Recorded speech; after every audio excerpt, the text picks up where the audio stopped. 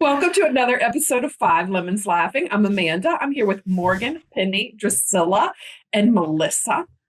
Hey, have you guys ever noticed how much of life is spent waiting? Hmm. Huh. And over the past, I don't know, several years now, I've really noticed something in my life. And I was constantly thinking about what was next, futurizing, not being present. And when I would go be with my horses, and now I can just look out the window, they're just standing there, enjoying the day, enjoying the sunshine. And it made me realize something. Life is fully expressing itself in every moment. And the question really isn't whether is life happening. The question is whether am I present enough to receive it? And that's what we're talking about today. We're talking about the extraordinary in the ordinary. Yeah. Oh my gosh. I love this topic. And here we're going to start over. 5, 4. Yeah. Many of us spend our lives chasing extraordinary experiences. If maybe it's a breakthrough or the perfect relationship or the next accomplishment. But what if we're looking in the wrong direction? You don't need an extraordinary experience. You need an extraordinary presence, which I love. Just think of that. That's so great. When we bring ourselves fully into the moment, then the ordinary becomes extraordinary. Like having a couple beers with friends and laughing, maybe a walk outside or a quiet morning. None of those moments have changed, but our attention changes. And perhaps the universe's invitation isn't to escape our everyday lives, but then to fully inhabit them. So I have a little teaser question for the Lemonettes. I want you to think about yesterday. Just kind of, what were you doing? Who were you with? Was there a moment that didn't seem important at the time, but looking back, you're so glad you were present for it? You just didn't let it go by. I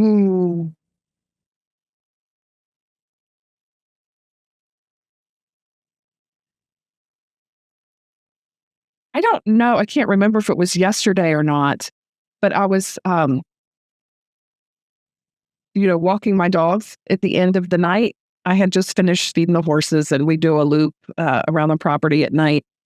And the sunset, like the colors just were beautiful just for a moment.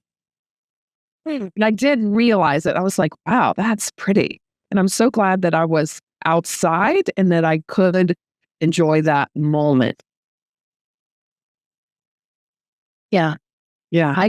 I was swimming and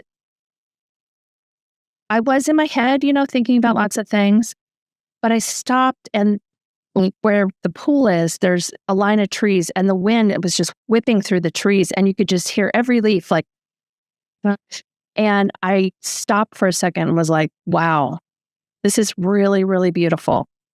Yeah, I love that. Yeah. The moment that just came to my mind was yesterday when I was shuffling around the block in pain. I'm like having a flare up of sciatica and talking to Melissa and Kat on Zoom in our Abundance Club, and was such an extraordinary, ordinary moment. And it was just so beautiful. And there was a shift in my awareness of, or how I was holding the experience of the pain, just by being present with them. And it was just such a beautiful, sweet little moment. And yeah, didn't have to make it bad or wrong or wish for it to be different, to wish for the pain to go away or, whatever. It's just, yeah. And I think zooming out, I think at the end of my life, I'll look back on this phase of my life and see the extraordinariness in this kind of, I've been calling it our our limbo phase, or like this kind of feeling like we're stuck. And just, this is the way that I've been referring to it. And that's another thing that has shifted just recently. Like John Mark and I've gotten really clear that right here in Montgomery with his mom is where we need to be right now. It's not really my preference, not really where I want to be, not really what I want to be doing. But now that we have that clarity that this is where we are right now and where it's best for us to be right now, it's like I can just relax into that and enjoy it, and not stop pushing against it, stop resisting it, and let the gifts in this phase of our life be revealed. Great. Yeah, and realizations like that really takes the pressure off, doesn't it? Right, from having to change or to strive or to make something different. Yeah. I've been, we've had some guests from Germany visiting us, and so I've been doing the tour guide stuff, and it's been really awesome. Taking them to like all my favorite parts around the San Francisco Bay Area, and it has been I've been just really enjoying like the Marin Headlands, Big Sur, just enjoying it as we're doing it. Like I don't have to do anything but enjoy, and it's their first time seeing some of this stuff, and so it's like it's so fun to see it through a first timer's eyes too. Yeah. I remember the first time I went to the Grand Canyon, it was just like so like, oh my gosh, this is like so amazing. And so I try to keep that, oh my gosh, this is so amazing with me when I go and see some of the beauty in the world. Well, there's beauty everywhere. I don't know what I'm saying. Like there's beauty just walking out your front door, waking your eyes, opening your eyes. But so yeah, it's just been really fun just to enjoy. Uh-huh. Yeah. Well, I share. Yeah, I'll share a couple of things.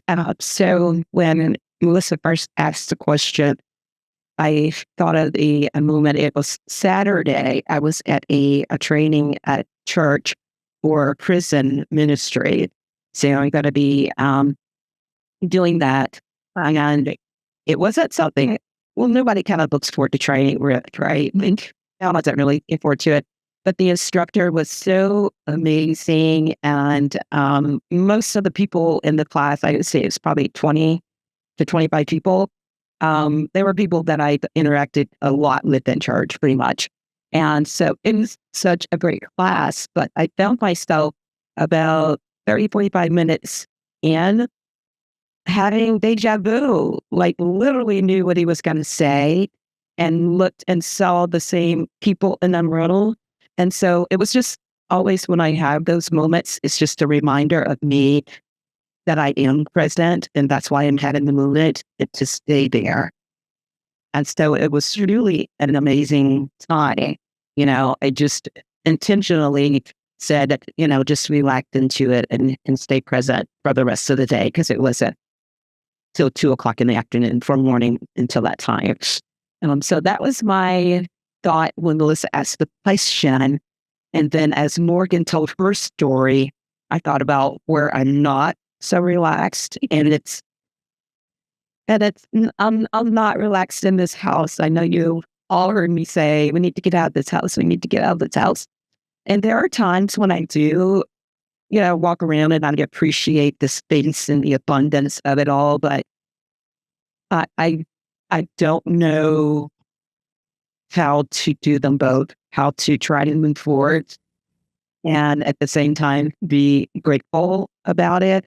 I feel like I'm probably ungrateful at this point, because I just want to move into a space that's more conducive to our lifestyle, Yeah. So I wish I was where you are, Morgan, and being content and being able to just be settled in where I am in that aspect. Yeah. It's like they always say, when you're like looking for love and like really like, feeling so sorry for yourself that you haven't found it. It's like the moment you just accept your aloneness is when someone comes into your life with that same kind of concept. Like, Same with job changes, all that stuff. And Drusilla, you do bring up a good point. It's like that is a big question to answer. How do you enjoy the moment, stay present, celebrate the extraordinary in the ordinary, and still want to, get out of a certain circumstance or, still, it just seems so counterintuitive, right? To like want something different, to, call for change and to be present at the same time and to love the moment. Yeah, it's just like calling in abundance. Like the way to do it is to be grateful for what you already do have, and also to be open to receiving more. So, we always say that this is a holographic universe. So what applies in that way applies to what we're talking about here today too, I think. So, Drusilla, do you mind if we use you as a little case study? Questions about your circumstance? No, I don't know. Perfect. Yeah. Yay. Here we go. Because I have a couple questions. So, since I brought it up, I was like, Yeah. go first. Go for it. So what is it about your space that you would prefer to have to be different? So we never intended to stay in this home. We bought it as an investment to renovate it, fix it, and sell it. And then we got stuck here during COVID. And so we just haven't moved since. But it's way too much just for me and my husband. And then it has all these stairs. And, as we get older, we would like not to have to climb stairs. And since we know this is not our forever state, we're not getting any younger. So it's like we really just need to move on. And we're kind of in the situation where my husband wants to do something different than what I want. And so we can't find a place. And things are so expensive. It's like we can go get a house that's like a third this size and pay the same amount. So on us was like, I'm not doing that. It's simple. It's like, you're almost kind of stuck. That's interesting. Yeah.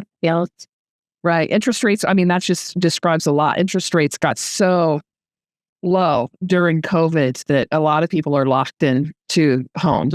Well, that same reason. So would you describe the reason, how would you describe the reason that you are staying? Is it fear-based? Is it I'm getting robbed if we move based? Is it what are the reasonings behind not taking the leap?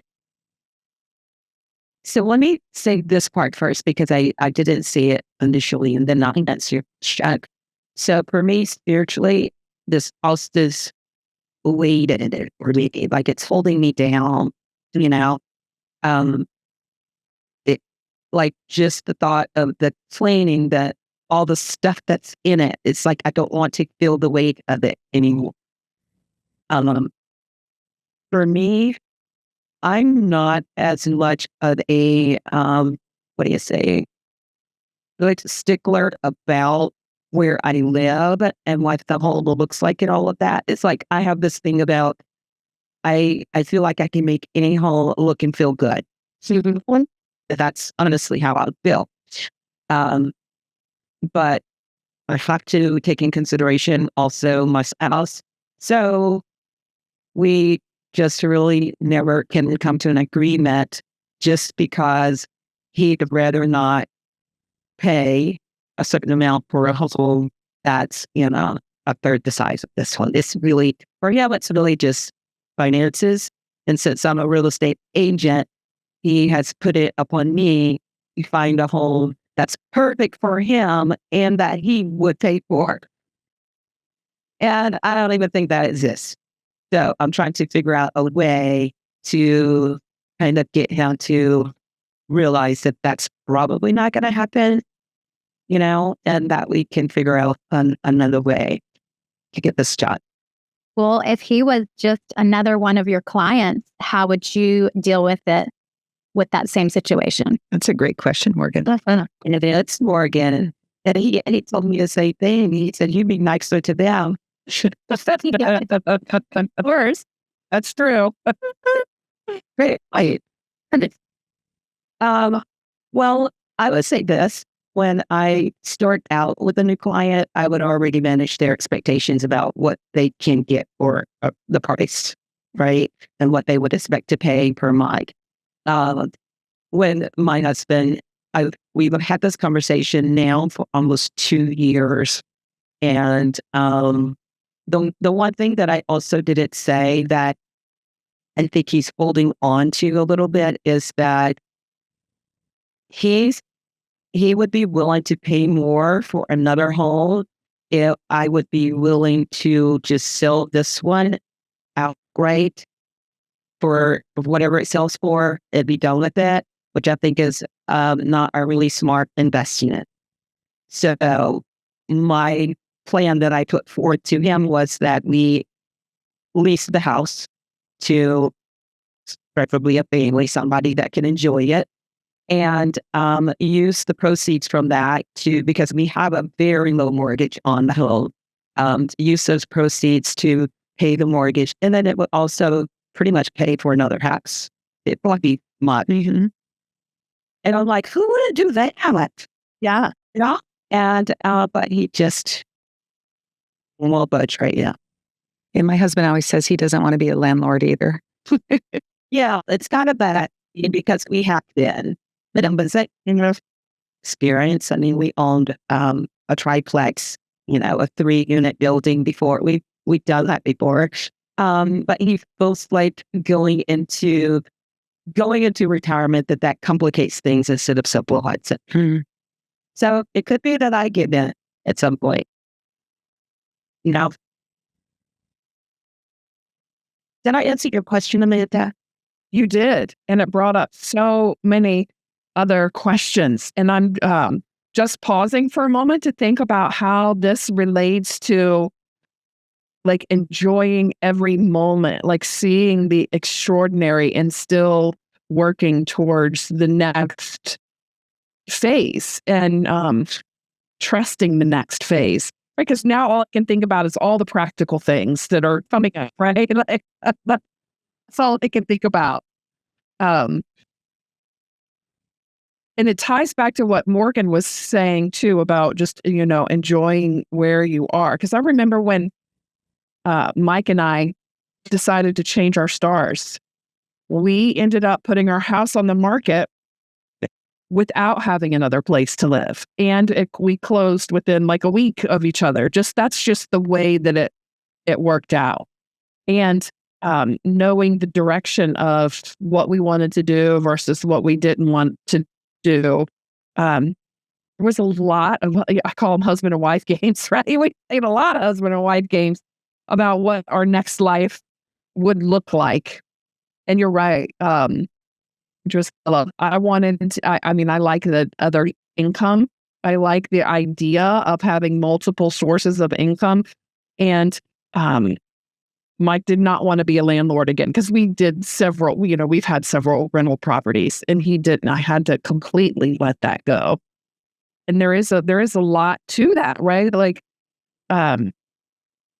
not just railroad my beliefs on my husband is hard. That is one of the hardest things to do. I think it's a hard thing to do in life. Yeah. It's not just with husbands. Yeah, just giving it up, letting go of it and having to be my way. Mm-hmm. That kind of leads into the question I was thinking. And then I was thinking like of perhaps doing like a little assignment. Like I want writing down, I want X because of X. And him doing the same thing. So you can really see. So it's that what Morgan was just talking about. Instead of like the fighting of the wills, it's more like, oh, I see. Drusilla wants a smaller place because she wants more time to serve people. Or, I mean, it doesn't have to even be extraordinary like that. It could be because I hate to clean windows. or whatever it is, like whatever it is, just to really be very clear for yourself and be very clear to him that why you really, really want to move. And you're not like asking, you're sharing like the intimate parts of why you see things will be better when you move.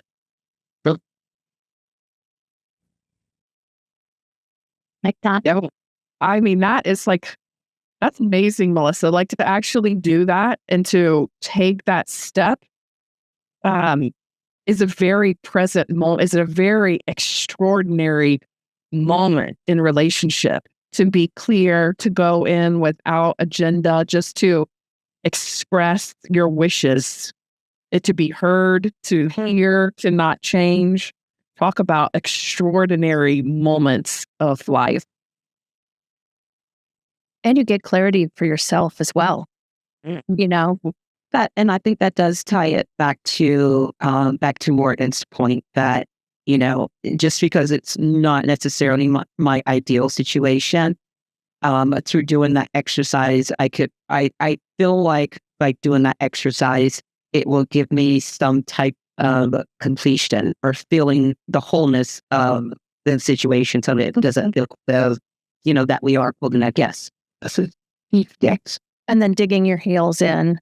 And I think too, then you can start seeing something like, I think it would also give you like, oh, a condo in blah, blah, wherever it would be with whatever, like someone contracted to do the windows, so it kind of gives you new places to move within, to find what it is you do want, because life is short.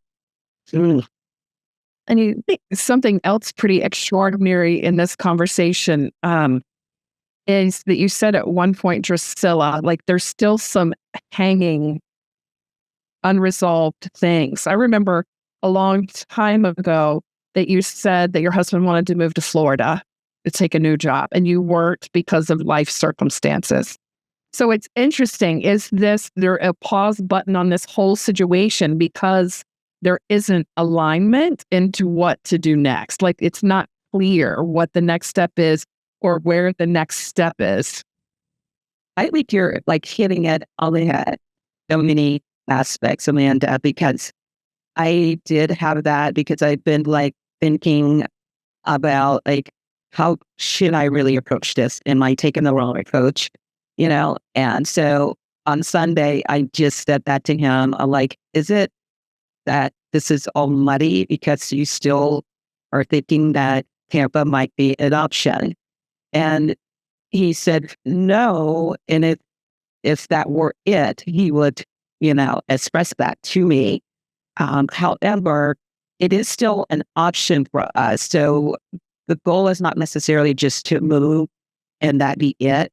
We had talked about, once we downsize and it is more feasible that we could, like you said, Melissa, have a condo here in Atlanta, and then it wouldn't matter if we did also have one in Tampa. That would be ideal. So I've had to ask the question of him, of course, as it came up for me that it might be the case. But I don't think so based on his answer and based on the fact that we still could do both.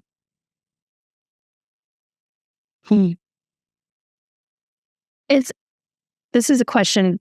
I mean, you maybe think of it, but I've been there. I know Morgan's been there. But is being stuck, is that like future tripping?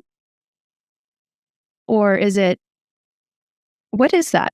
It can be either or. Well, that's being, I think, for myself, like, can I just relax in it and let life kind of take us where it goes? Like, am I feeling stuck spiritually or emotionally or in some other aspect, and I'm making it about the house? Yeah. Is it resistance? Is being stuck resistance? I think almost always. Well, now resisting what though? It's the opposite. Talk about that a little bit more. Yeah. Like, I feel like I'm not resisting anything. I'm trying not to resist. Like, I feel like I get it. Mistakes. and I'm trying to move, which could be, I mean, they're both one of the same, right? I'm trying to push the boulder up the hill, right? Which is still not a good thing, right? It's still, yes. So I think we're both doing the same thing in opposite ways, is how I'm trying to explain it. That's what it feels like to me, because I can't, what am I trying to resist? What is presently? I'd rather it be this way. That's how I talk. That's how I talk to myself about resistance, because I get confused like that as well. So what would I rather be having differently in my life right now? And whatever that is, that's what you're resisting.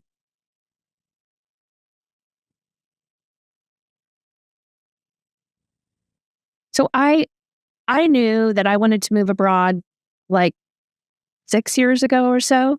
And we sold our house, and we rented a house in a school district so my kids could finish off in the school district. I knew I wasn't going to stay there. And then my son graduated, and we couldn't just get out because he was still there, and he was taking a gap year, blah, blah, blah. So I told everyone, we're moving in 1 year. So plan ahead. And it really took everything I had not to feel stuck for the last 6 years before that, right? Because I was in a situation I was doing for someone else, not me. And then especially the last year, like I felt stuck. But you guys were all there with me. So it was just the situation. I would rather not be here. I'd rather not be doing this, was the resistance. But I was in it. And not accepting some of it.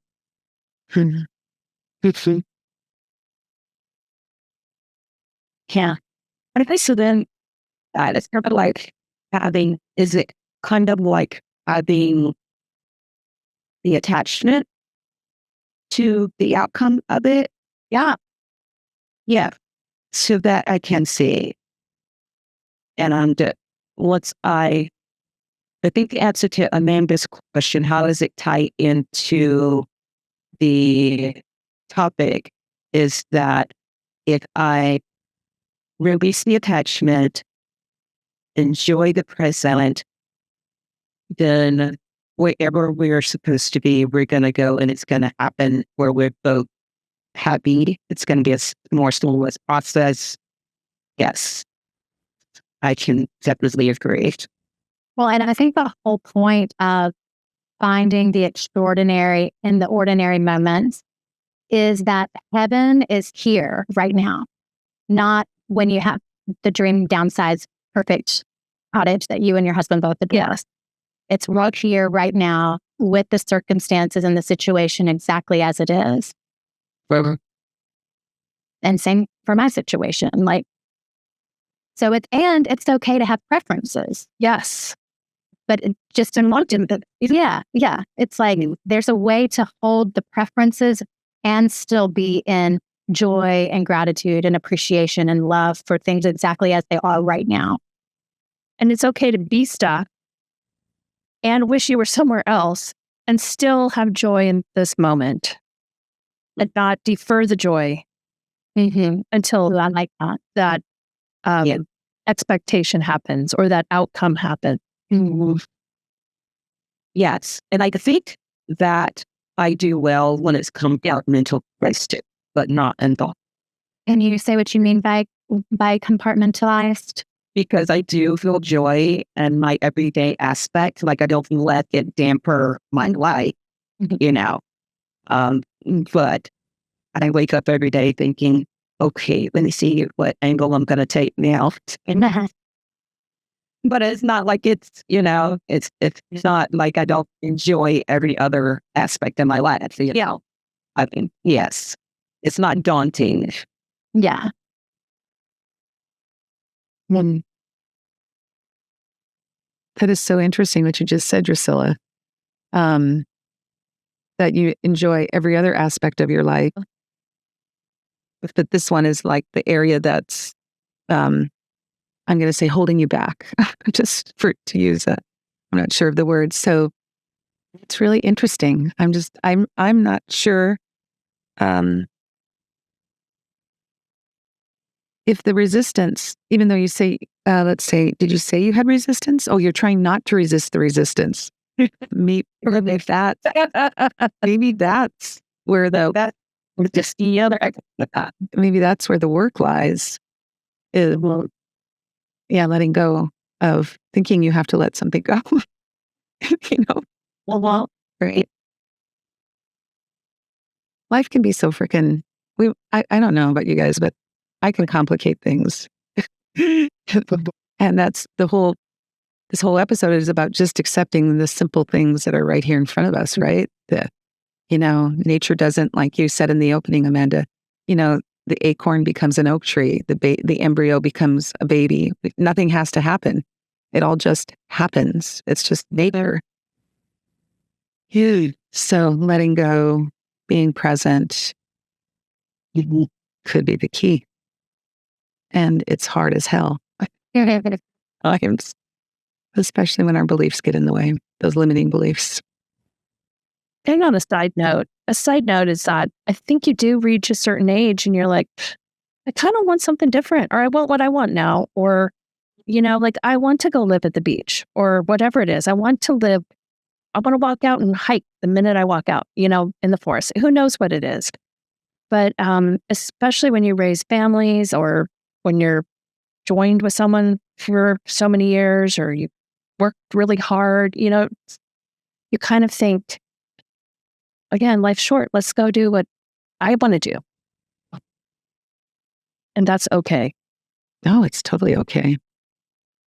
Yeah. And I just had the thought of like Drusilla's prison ministry, like, in that scenario, is the extraordinary available to those people who are in prison in their ordinary every day? Their situation is not changing. And if it does change, it's out of their hands. What's available to them? Yeah. If you perspective there. Then it just puts our privilege into touch. Totally. Uh-huh. But I do believe the extraordinary is available to them too. I agree. I remember several months ago, I don't know how long ago it was, reading a book, and we've talked about it before, about finding joy, where I don't remember which book it was, but finding joy with whatever you're doing is a stepping stone. Mm-hmm.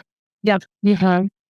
And it really made a difference for me, like going out and feeding the chickens or whatever all my daily chores are that could seem mundane because they repeat, and just pausing enough to enjoy it really has has changed my mind. Not that I pause in my chores to enjoy it, but when I think the mundane, when I start thinking about, oh, I don't want to do that, I'm like reframing it in my mind. Like if I get lucky. Yeah, how lucky I am to have the time to be outside. So like my chores bring me outside. One of my, to be outside outdoors is very nourishing for my soul. Sometimes I just don't feel like it. But when I have to, then I'm like, oh, I'm outside. I get to see the sunset. I get to listen to the different birds, animals, whatever. Does that help, Drusilla? And you don't chase happiness, and you don't everything's going to be great when right? And so that's not a part of it, but that could be a part of a lot of people's, chase for something extraordinary. Like, I want a big beach house because then I'll be happy, and, everyone will come visit me and they'll like me, whatever. But okay, Sal, we know better than that, right? We know better than that. And that's it. I'm glad you brought that up because, based on the introduction to the topic, that's where most people probably would get stuck if they haven't done a lot of the work that it involved.